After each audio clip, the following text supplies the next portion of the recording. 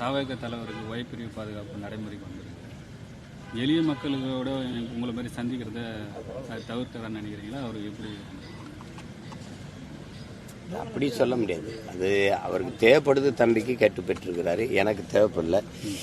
நான் நினைப்பேன் நான் தான் என் நாட்டுக்கும் மக்களுக்கும் பாதுகாப்புன்னு. எனக்கு எதுக்கு பாதுகாப்புன்னு நினைப்பேன். எனக்கு என் மக்கள் தான். நான் யாரோட போகிறேன், யாரை போய் சந்திக்கிறேன்னு நான் நினைப்பேன். நான் என் ஆத்தால போய் அண்ணன் தம்பி, சின்ன தமக்க, பெரிய தமக்க, மாமச்சினை, சொந்தக்காரனை தான் சந்திக்கிறேன். மக்கள் அரசியல் அது அவசியம் இல்லைன்னு நினைக்கிறேன். அது இராணுவ அரசியலுக்கு என்ன தேவை? மக்கள் அரசியலில் ஒரு தோலில் கை போடுங்கன்னும்பா, அன்னை கட்டி பிடிச்சிக்கிட்டா அப்படின்பா, அன்னை ஒரு முத்தம் கொடுத்துக்கிட்டாம்பா, அன்னை ஒரே ஒரு தடவை தன்படம் எடுத்துக்கிறேன்பா. அவனுக்காக தானே வேலை செய்ய வந்திருக்கோம். அப்போ மண்ணை வெல்லணும்னா மக்களின் மனத்தை வெல்லணும். அது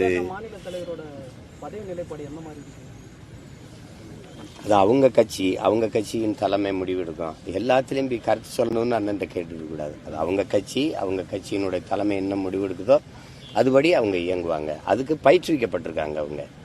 அந்த சட்டத்துக்கு எதிராக நேற்று தாவேக தலைமையில் அனைத்து தமிழகம் முழுவதும் ஆர்ப்பாட்டம் நடத்தினாங்க.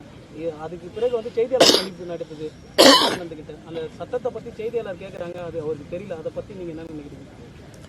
இல்லை, எல்லாருக்கும் எல்லாம் தெரிஞ்சிருக்கணுங்கிறது இல்லை. ஆனால் அது தவறு. அதுக்கு எதிராக எதிர்த்து போராடணுங்கிற உணர்வு மதிக்கத்தக்கது.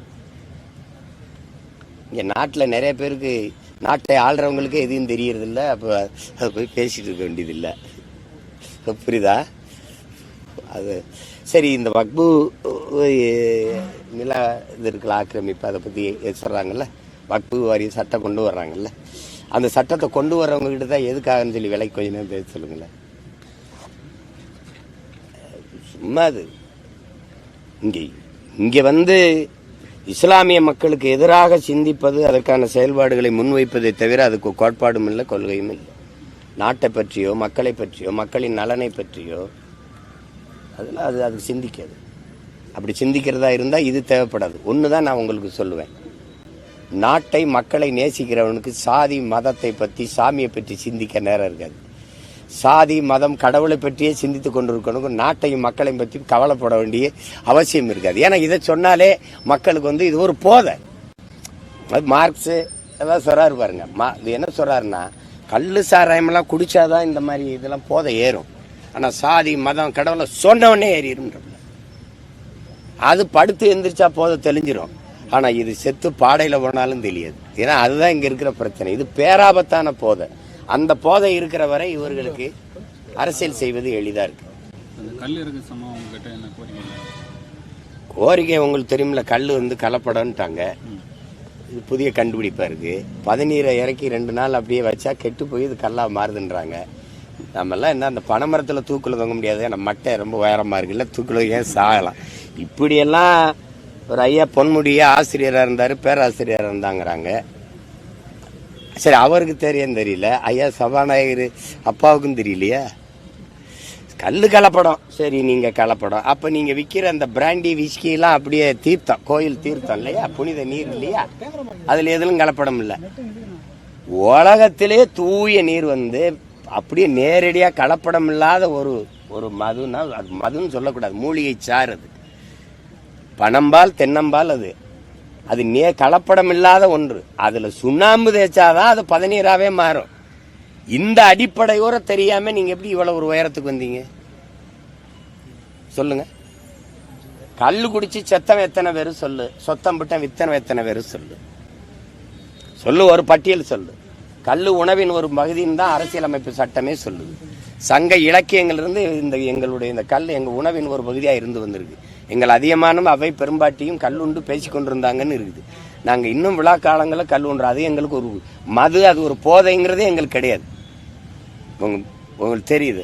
அப்போ பெருந்தலைவர் காலத்தில் கல் கடை போடணும்னா, ஐயா கல் குடிச்சா பசிக்காதியா அது அப்படின்னு சொல்லும்போது, அது உனக்கு எப்படி தெரியும்னு கேட்டதா கூட சொல்லுவாங்க. அவங்க கல்லுக்கு எதிராக இருந்திருக்காங்க. நீங்கள் கல்லுண்ணாமே சொல்லிட்டாரு உங்க பாட்டனார் வள்ளுவ பெருமகனாரும்பாங்க. அப்போ கொல்லான் புலான் உள்ளான எல்லா உயிர்களும் கைவிப்பி தொழும்னு சொல்லிட்டாரு என்றார். அதே கொலையில் கொடியோர வேந்தறுத்தல் களை கட்டதனோடு நேருங்கிறார். பைங்கூல் களை கட்டதனோடு நேருங்கிறார். ஒரு மண்ணை வந்து துரோகியை கொல்றது வந்து நிலத்துல களை எடுக்கிறதுக்கு சமம்டாங்கிறாரு. அதையா காரணம் தெரியாம இருந்து கேள்வி கேட்டீங்கன்னா இப்ப மற்ற மாநிலங்கள்லாம் கல் இருக்கும்போது இதுல ஏன் தடை செய்யப்படுதுன்னா, மற்ற மாநில முதலமைச்சர்களுக்கு சாராய ஆலை இல்லை, இங்க இருக்கிற ஆட்சியாளர்களுக்கு சாராய ஆலை இருக்கு. கல்கடையை திறந்து விட்டா எவ்வளவு குடிக்கிறவனா இருந்தாலும் 2 லிட்டருக்கு மேல குடிக்க முடியாது. கல் ஏன் உணவின் ஒரு பகுதினா, உணவு மட்டும்தான் மனிதன் போதும்னு சொல்லுவான். கல்லை குடித்தவொடனே 2 லிட்டரு அல்ல 2.5 லிட்டரு குடிச்சிட்டா போதும்ன்றான். நீங்கள் வேணால் சோதிச்சு பாருங்கள். மற்ற போதை பொருள்கள்லாம் குடித்தாலும் மட்டையாகி சாகிற வரைக்கும் விழுகிற வரைக்கும் குடிச்சிக்கிட்டே தான் இருப்பான். இது போதும்ன்றான். அந்த மாதிரி இந்த போதும்னு ஒரு 500 ரூபா சம்பாதிக்கிறப்ப இந்த கள்ளக்குறிச்சியில் கள்ளச்சாராயங்குடி செத்தவரில் ஒருத்தர் பேட்டி கொடுக்கும்போது அந்த குடும்பத்தொருவர் 500 ரூபா எங்களுக்கு கூலி, அதை டாஸ்மார்க் கடையில் போய் குடிக்க போனால் 500 ரூபாயும் போயிடுது. இது ஒரு பொட்டலம் 60 ரூபாய்க்கு விற்கிது அந்த சாராயம். 2 பொட்டலம் 120 ரூபாய்க்கு குடிச்சா எங்களுக்கு போதுமானதாக இருக்குது, மீதியை நாங்கள் கொண்டு போயிடுறோம் வீட்டுக்குங்கிறார் அந்த காசை. அப்போ கல் அது மாதிரி தான். 1 லிட்டரு 50 ரூபா வச்சா கூட 2 லிட்டரு குடிச்சா 100 ரூபாய்க்குள்ள போயிடுது. ஒரு தொட்டுக்கிறத ஊறுகாயோ சுண்டலை வாங்கி சாப்பிட்டா கூட 100 ரூபா 110 ரூபாயில முடிஞ்சிடும், மீதி காசை வீட்டுக்கு கொண்டு போயிடுவான். அப்போ கல் கடையை திறந்து விட்டா குடியானவன் விவசாயி பெருங்குடி மக்கள் பொழைச்சிக்கிடுவான். இந்த உழைக்கும் மக்கள் ஏதோ 2 லிட்டரு 3 லிட்டரு கள்ள குடிச்சு உழைப்பின் களைப்பு தெரியாமல் போயிடுவான். ஆனால் டாஸ்மார்க் வியாபாரம் படுத்துக்கிறோம், சரிதானே?